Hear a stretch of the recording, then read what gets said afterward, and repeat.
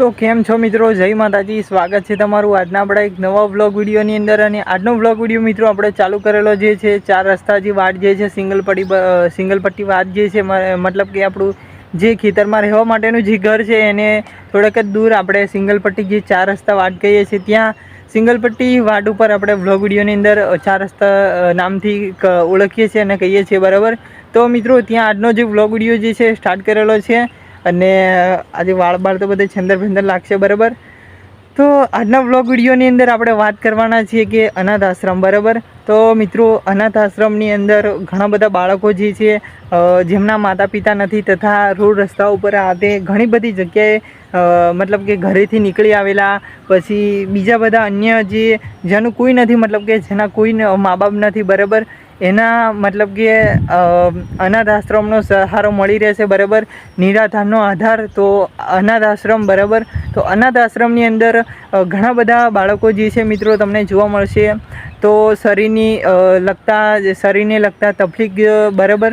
શરીરની મતલબ કે શરીર, આંખ, કાન કે પછી બોલવાની આતે ઘણી બધી, પછી હાથે કંઈ પ્રોબ્લેમ હોય, પગે કંઈ પ્રોબ્લેમ હોય, એવા શરીરની તકલીફ મતલબ કે એવા બાળકો જે છે અપંગ બાળકો જેને આપણે કહીએ, બરાબર। તો એવા બાળકોનું પણ મતલબ કે અનાથ આશ્રમ હોય છે અને બીજાનું સારાનું પણ અલગ હોય અને એમનાનું પણ અલગ હોય છે, બરાબર। એટલે વિભાજન થોડું અલગ હોય છે। અને અનાથ આશ્રમની અંદર દરેક પ્રકારની સેવા કરવામાં આવતી હોય છે, ખાવા પીવાની મતલબ કે બધી જ સુવિધા જે છે એમને રહેવા માટેની બધી સગવડ જે છે એ અનાથ આશ્રમની અંદર બધી જે છે સેવા પૂરી પાડવામાં આવતી હોય છે મિત્રો, બરાબર। તો અનાથ આશ્રમની અંદર ખાસ કે ભણવાનું પણ ચાલુ હોય છે, બરાબર। અનાથ આશ્રમની અંદર ધીમે ધીમે એમને ભણાવવામાં પણ આવતા હોય છે, બરાબર। એમનો અભ્યાસક્રમ પણ ચાલુ હોય છે અનાથ આશ્રમની અંદર, બરાબર।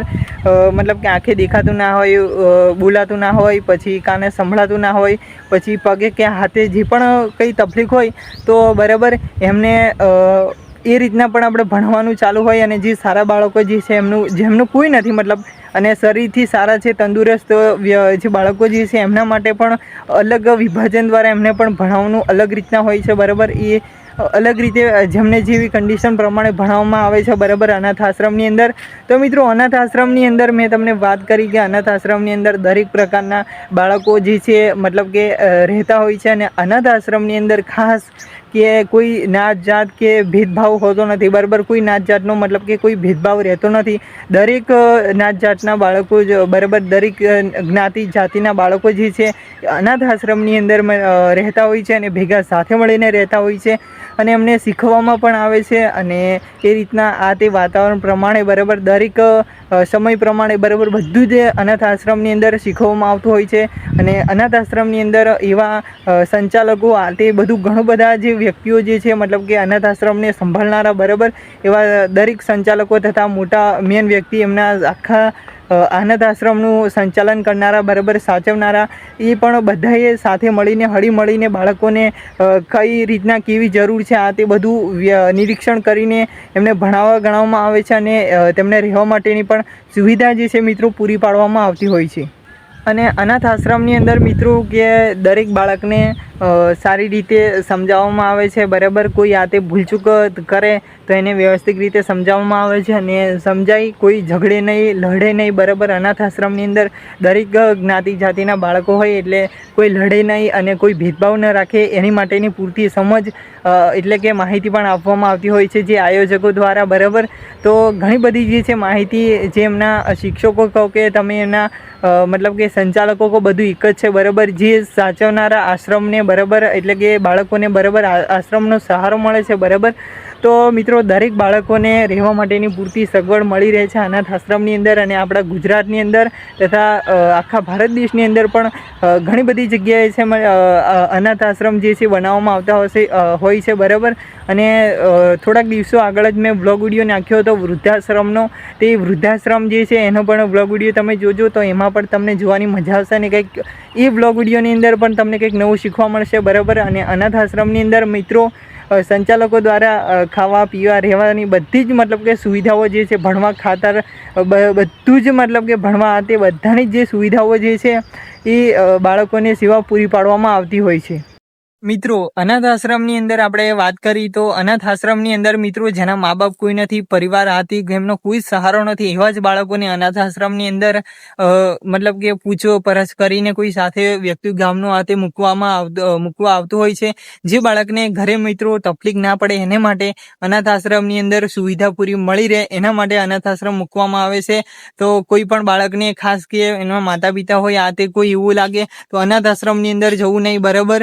તો અનાથ આશ્રમની અંદર જેમને મતલબ કે જેમના મા બાપ નથી આ તે કોઈ, બરાબર, અને રોડ રસ્તા પર અત્યારે અમુક જે ગરીબ પરિવારના જે બાળકો જે છે આ તે, બરાબર, એમના મતલબ કે મા બાપ આથી એક્સપર્ટ થઈ ગયા હોય, મતલબ કે મૃત્યુ પામ્યા હોય, બરાબર, દેવલોક થયા હોય, તો એમના જે બાળકો જે છે એ એમને તકલીફ ના પડે, નાના નાના બાળકો હોય, બરાબર, તેમને રહેવા ખાવા પીવા માટેની મતલબ કે બધી જ જે સુવિધાઓ જે છે એ વંચિત ના રહે ભણવાથી આ તે, બરાબર. એના માટે કોઈ સારા એવા વ્યક્તિ દ્વારા, બરાબર, એમને મતલબ કે કોઈ ઓળખાણ એ દીકરાઓને ઓળખતા હોય, બરાબર, એ બાળકોને કોઈ ઓળખતા હોય તો એ જે વ્યક્તિ જે છે મિત્રો એ મતલબ કે છે ને એમને અનાથ આશ્રમની અંદર મૂકતા હોય છે અને અનાથ આશ્રમની અંદર એ રીતના વાતચીત કરવામાં આવતી હોય છે અને પછી બાળકોને મૂકવામાં આવતી હોય છે. અને ખાસ કે અનાથ આશ્રમની અંદર મિત્રો ઘણી બધી જે છે સેવાઓ પૂરી પાડવામાં આવે છે, મેં તમને આગળ કીધું એમ, બરાબર.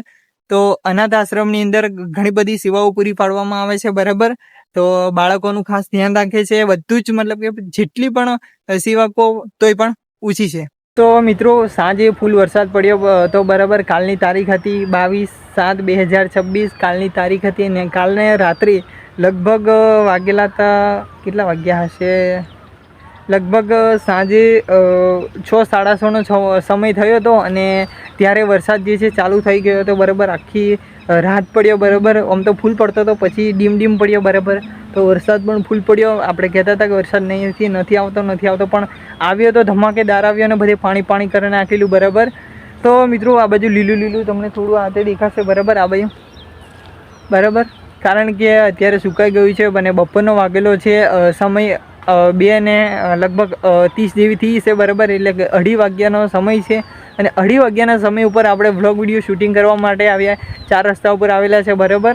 તો વરસાદ પણ પડી રહ્યો છે અને હવે જે છે ફૂલ પડ્યો એટલે હવે ડાંગરની સિઝન જે છે, બરાબર, એ ડાંગરની સિઝન ચાલુ, બરાબર, ખેડૂત મિત્રો માટે, બરાબર છે મિત્રો. તો ડાંગરની સિઝન ચાલુ હવે ચોમાસાની અંદર, બરાબર, મકાઈની સિઝન પૂરી એટલે ડાંગરની સિઝન ચાલુ થઈ. તો દરેક ખેડૂત મિત્રો જે છે એ ખેતરની અંદર જ જોવા મળશે, બરાબર, કારણ કે ડાંગરની સિઝન ચાલુ થઈ, પાણી પણ મતલબ કે ખેતરોની અંદર ભરાઈ જાય એટલે ડાંગર મતલબ કે રોપવાનો જે છે સમય આવી ગયો, બરાબર, ડાંગરની ખેતી કરવાનો સમય આવી ગયો, બરાબર. તો મિત્રો બસ તમારા ભાઈને જેવો સપોર્ટ કરો છો એવો ને એવો સપોર્ટ કરતા રહેજો, જેથી કરીને જે આપણી જે ચેનલ જે છે એ વધારે ગ્રો કરે અને ખાસ કે અવનવા બ્લોગ વિડીયો જે છે તમને આપણી ચેનલની અંદર સવારે 7 વાગ્યે આવતા રહેશે, બરાબર, કંઈક નવું શીખવા માટેના અને સમય પ્રમાણે આપણા જે બ્લોગ વિડીયો જે છે મિત્રો આવતા રહેશે. તો બસ સપોર્ટ કરો છો એવો ને એવો તમારા ભાઈને કરતા રહેજો, બરાબર, જેથી કરીને આપણી જે ચેનલ જે છે એ વધારે ગ્રો કરે અને તમને કંઈક પણ નવું શીખવા મળે અને દરરોજ ડેલી વ્લોગ વિડીયો આપણે આવશે, બરાબર. આપણી ચેનલની અંદર અમુક કારણો અનુસાર જ કોઈક દિવસ વ્લોગ વિડીયો જે છે મિસ થઈ જાય છે, પણ આપણે કન્વર્ટ કરી લઈશું, બરાબર, કોઈ સમય પ્રમાણે મળશે તો, બરાબર. તો મિત્રો આજનો વ્લોગ વિડીયો બસ આટલે આપણે ટૂંકમાં પૂરો કરીશું. તો મળશું કાલે નવા અંદાજમાં નવા વ્લોગ વિડીયો સાથે, નવી અપડેટો સાથે. ત્યાં સુધી બધા મિત્રોને જય માતાજી, જય શ્રી કૃષ્ણ, રાધે રાધે, જય શ્રી રામ.